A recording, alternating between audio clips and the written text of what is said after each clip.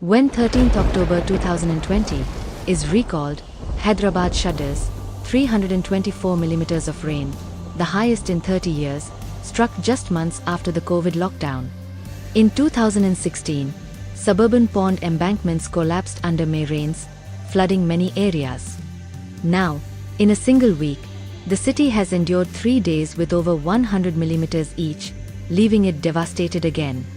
The all-time record still stands at 355.1 millimeters in October 1916, a grim reminder of the city's vulnerability to extreme rainfall. Follow us for more news updates.